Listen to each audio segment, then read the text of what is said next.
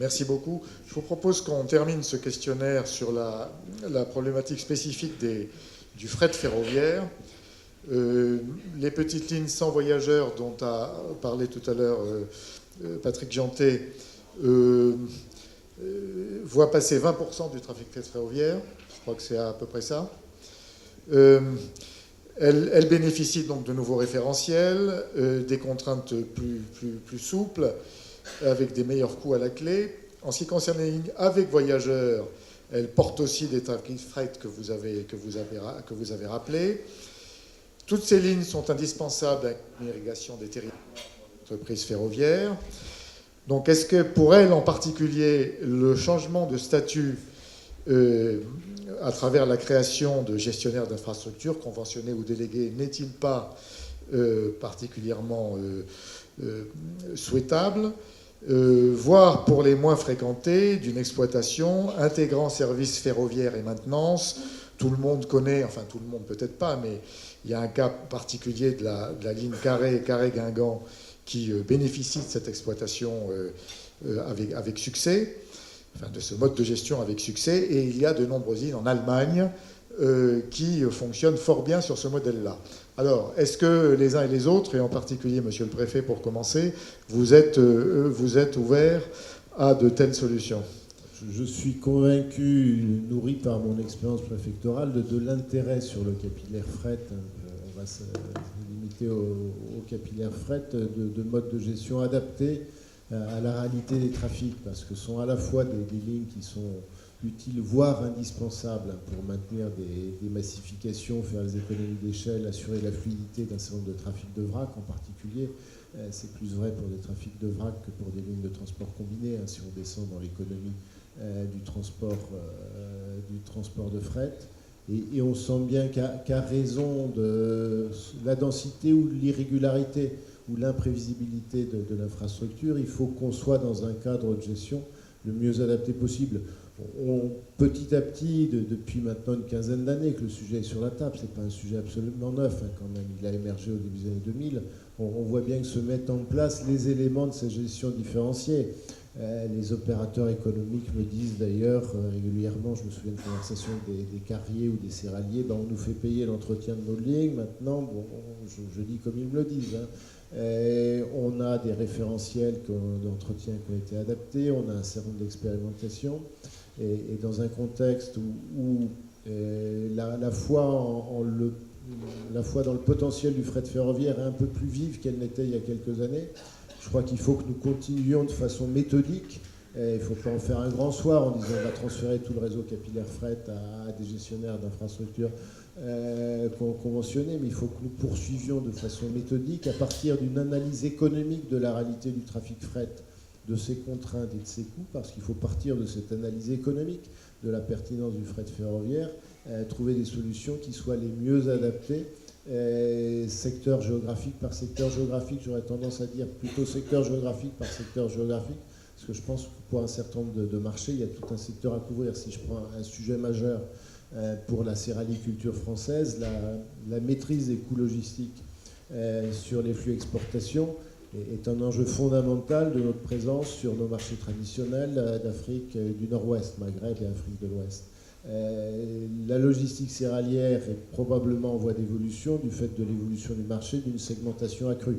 Ce qui est des produits, du monté en qualité, je ne vais pas vous faire un cours sur le marché des céréales à l'exportation, c'est un autre sujet. C'est 30% quand même de la production française de blé, des pays tiers, et si elle s'effondre, la céréaliculture française s'effondre, pour vous situer l'ordre du problème et l'enjeu. Et il y a un besoin d'une réflexion globale sur les transferts depuis le bassin parisien vers les grands ports de la Manche et de la façade atlantique et de l'évolution des flux logistiques. Et à travers cette réflexion globale, je pense que nous pouvons apporter des réponses adaptées, segment géographique par segment géographique de collecte et ensuite ligne par ligne. Encore une fois, dans un univers qui doit être un univers ouvert et qui vise à la maîtrise des coûts pour plus d'efficacité économique. Il ne s'agit pas simplement de maîtriser les coûts pour maîtriser les coûts, mais pour être plus efficace économiquement. Merci Patrick Jeantet, je crois que vous êtes là aussi ouvert à des solutions, mais tout à l'heure vous avez évoqué des cas ou de régions qui n'avaient pas forcément relevé le défi comme on pouvait l'attendre? Oui, alors sur le capillaire fret, donc 3000 km sur les 12 000 km de petites lignes, donc 3000 km qui sont sans voyageurs, c'est-à-dire exclusivement du fret, qui sont du capillaire fret en effet, qui vont chez des céréaliers, chez des carriers, chez des industriels qui sont isolés, isolés sur nos territoires.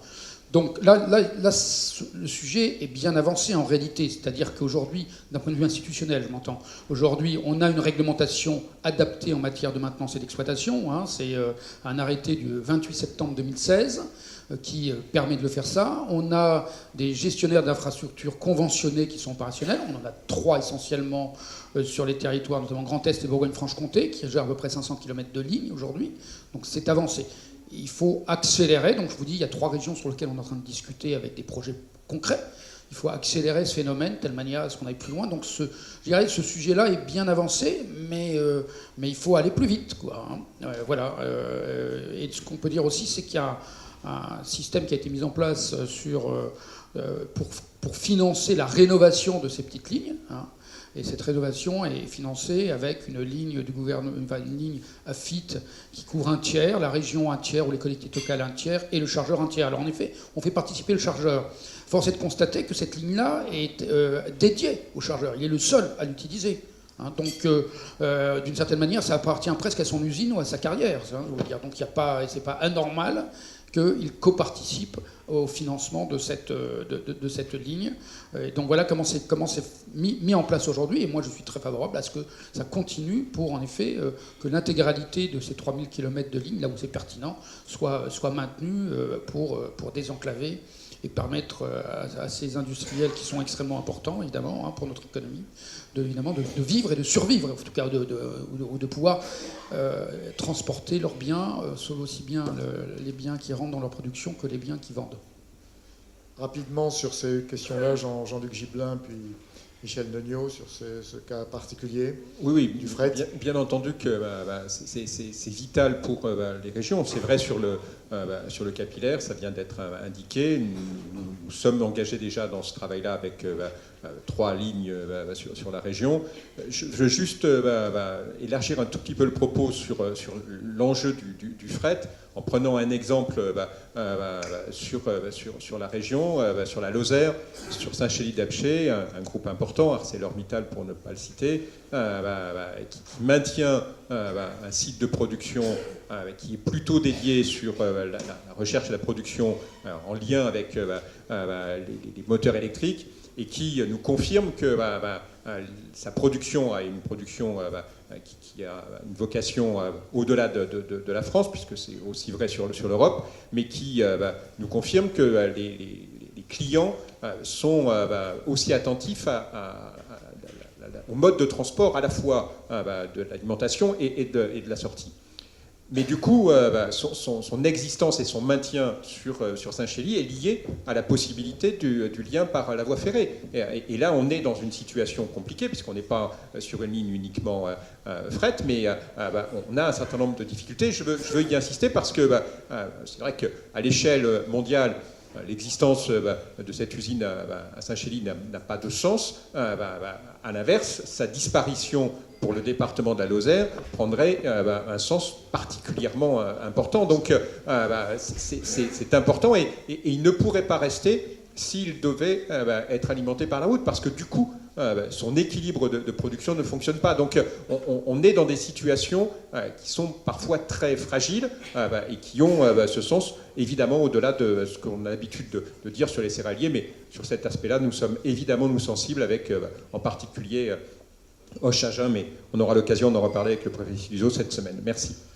Pour finir, Michel Neugnot, sur cette question du fret, quel est l'avenir du ferroviaire sur ce plan-là? Des petites lignes ferroviaires, bien sûr. Ça a été dit, il y a 2 types de lignes fret. Il y a celles qui sont utilisées aussi par des voyageurs, et je pense qu'on a traité le sujet. Et il y a celles qui sont uniquement du fret, où là, effectivement, il y a une triangulation à trouver, mais l'essentiel, c'est quand même l'acteur économique. C'est-à-dire, si l'acteur économique ne s'engage pas à moyen et long terme, il n'y a aucune raison que les acteurs publics, que sont les régions et SNCF Réseau, y aillent. Moi, j'ai un exemple très précis d'une connerie qu'on a faite, c'est les Garbois dans le Morvan. C'est Les Garbois Ah. dans le Morvan, où effectivement on a fait ça sans demander aux grumiers, aux chargeurs, ce dont ils avaient besoin. Il y en a 90% qui ne fonctionnent pas. Et c'est des dizaines de millions d'euros qui ont été mis. Donc plus jamais ça.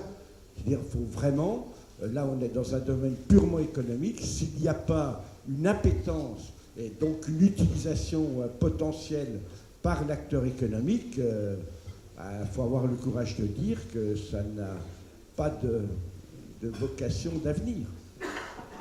Certains acteurs investissent même, quand même. Oui, attendez, on ne peut pas aussi mettre sur ce problème de la gratuité. Dans la gratuité, il y a toujours quelqu'un qui paye. Bon.